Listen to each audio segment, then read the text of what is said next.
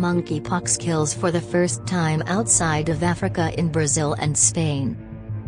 The first monkeypox deaths have been reported in Brazil and Spain. A 41-year-old man in Brazil became the virus's first fatality outside of Africa. Soon after, Spain announced its first death, which was also the first in Europe. The World Health Organization, WHO, declared the monkeypox outbreak a public health emergency last week. However, most infections are mild, and the risk to the general population is low.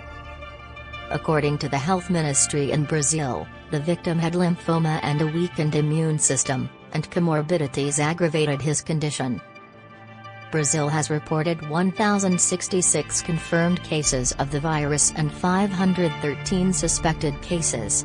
According to data from Brazil's health ministry, more than 98% of confirmed cases were in men who had sex with men.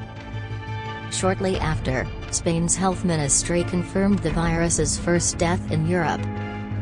According to a report, of 3,750 monkeypox patients with available information, 120, 3.2%, were hospitalized, and one died.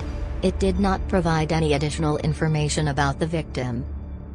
There are 21,148 cases worldwide, according to the Centers for Disease Control and Prevention.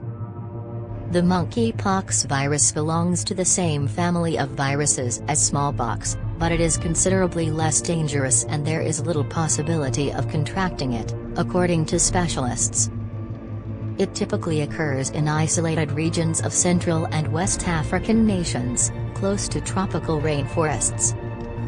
Health officials advise giving vaccines to those most at risk of contracting the virus, such as some gay and bisexual men and some healthcare workers.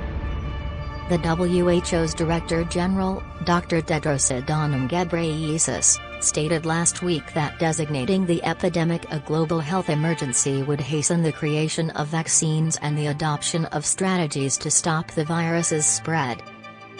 According to Dr. Tedros, there is a low risk of monkeypox worldwide, but a significant danger in Europe.